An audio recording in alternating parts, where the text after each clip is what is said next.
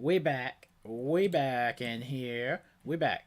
But me and Wesley are back. We're here to give you the basic rundown of everything. We're going back to our roots. Where basically we'll just mention something, and that will be the main topic. With Baby Jackson approaching me. Hey, Baby Jackson, what you doing? Anyway, we're here and we're gonna make a video, basically going back to our roots. We're gonna do a commentary, and the commentary will explain a lot of things. So sit back, relax, grab some popcorn, or watch this on your new HD TV, because today it is Black Friday, as you know. And I think the main reason I don't really go Black Friday shopping is it's just because I don't need anything. But wouldn't it be amazing if Wizard101 had a Black Friday sale with the Crown Shop? It could be a Crown Shop Friday sale, right? Wouldn't that be awesome? And for a limited time, everything is like half off or something like that. Like everything's on sale. Now that would be pretty Gucci, including the crown. So you could buy crowns on sale and everything's on sale. Like everything's on sale. Wouldn't that be cool? And I was just thinking about that as I kept rehearsing this video. I was like, how come Wizard 101 doesn't do a Black Friday thing? Like, I honestly think that would be cool. Not that I would buy anything, obviously, but I pretty much have everything I need. But again, though, wouldn't that be amazing if they somehow did a Black Friday deal? I think that'd be cool because people could buy the crowns, get what they want for sale, have some crowns left over, and I think that'd be cool. I mean, obviously, they might as well do that instead of the whole $700 amount. So, if you guys don't know, Wizard101 came up with a tier system for crowns players. So, if you wanted to do this tier system, you would either have to spend crowns, or if you didn't have any crowns, you would have to buy the crowns.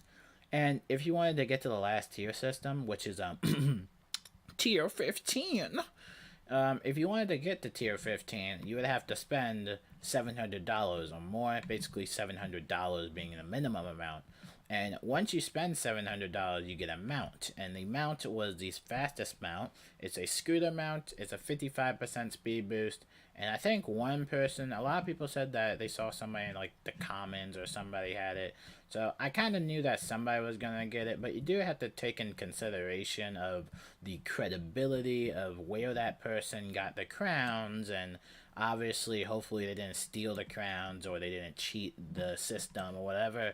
So you do have to keep in consideration, even if the person does have the mount, do take in consideration.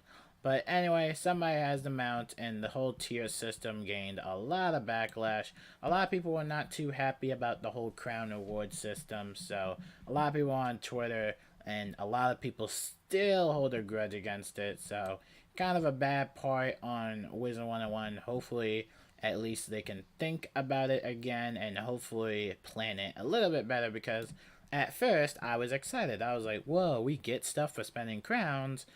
And then I looked at it, and there was like 550,000 crowns, and I was like, that's 500,000 crowns, and that's ridiculous. Honestly, I was eager to participate, but once I saw that it was $700, I was like, that's not gonna be a good look. That's not gonna be a good rep. But anyway, that whole beef has went down, or at least for some people, it went down a little bit.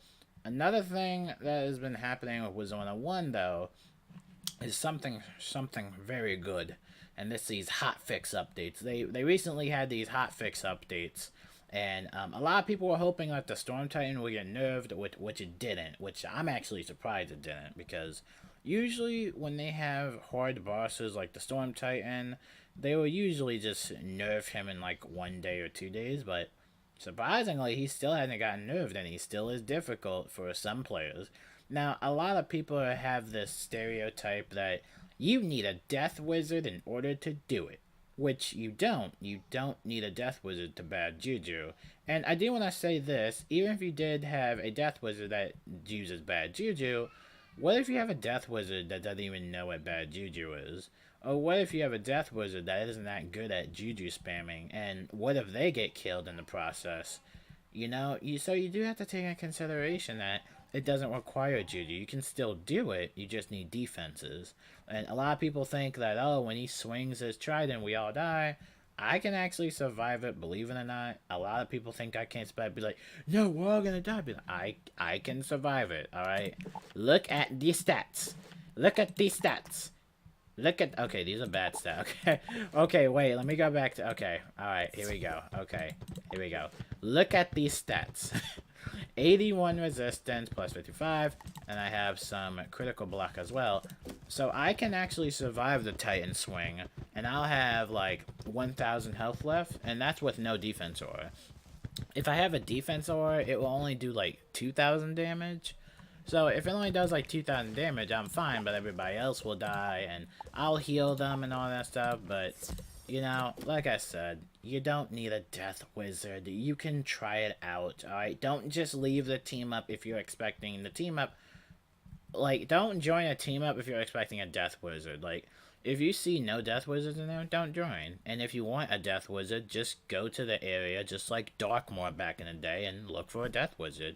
And that's honestly what the Storm Titan is. It's pretty much like Malastare or Darkmoor all over again, where people are waiting outside the gate. They're looking for like a Jade, or they're looking for, you know, a Death Wizard. And we come into this discussion of, you know, what's the point of even being a Life Wizard anymore if no one needs me? But again, it hurts a little bit, but I don't care. It hurts a little bit. Now, I wanted to go back on the whole Crown Award system, because the Crown Award system did have some interesting hints to maybe something that might happen in the future. So, as you can see in the Crown System rewards, we went over, and I made a video about it. They had these rewards that you can get. You can get a snack pack, or you can get these elixirs. These elixirs were something like double pet XP, double gardening rewards, and double crafting, or, you know, faster crafting, or whatever like that. But here's the thing, though. It's interesting because they only have those elixirs available in the tier system, and as you know, the tier system isn't here anymore. It was only like a 3-day thing to get that many crowns. But it makes me curious, are they going to have double pet XP elixirs in the future? And that's what I said in a recent video when I had a comment on my live stream say that double pet XP elixir. And I was like, okay, I'm gonna make a video about it. And now here we are, but it's only available in the tier system. So my question for them is, are they going to make it sold separately so the Crowns players don't have to necessarily participate in this Crown Award system? Because that would be good for the Crown players, and it would be good for people that have membership as well, because, well, if they're trying to harvest a plant and they want double gardening harvest, they can get the double gardening harvest elixir. And again, it just comes into this disagreement and agreement thing of what is to come. Obviously, the $700 idea was terrible, but again, I felt like it was just a little poorly executed, and I honestly feel bad for them. But hopefully they learned from their mistakes, because 550,000 crowns is a lot of crowns. So hopefully they don't do that again, and if they do it again, the Twitter community will react. Anyway, with that being said, moving on from that, we have the Best of the Best sale. Basically, this is a sale that will give you most of the packs. Not all the packs, but most of the packs. It will have the Decavasary pack, the Unicorn Horde pack, Professor Horde pack. The Wisteria Lord pack gives out the Pigsy spell if you wanted to try and farm for that. And the Gulcher pack also gives out the Gulcher mount. And they have some other stuff for sale as well, including an Expand Backpack Elixir.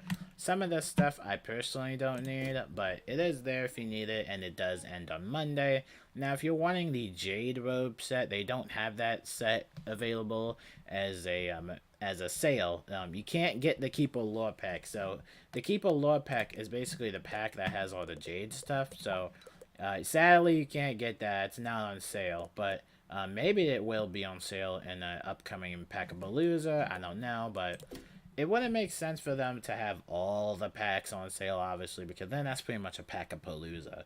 But I do agree, though, that the Keeper Lore pack should have been in one of those sales, just because the Keeper Lore pack is important, and pretty much everybody's trying to get Jade or has Jade, so I feel like that should have been in the sale. But again, maybe they'll have a Pack-a-Palooza, and we'll see what happens next. Anyway, that's pretty much all there is for November.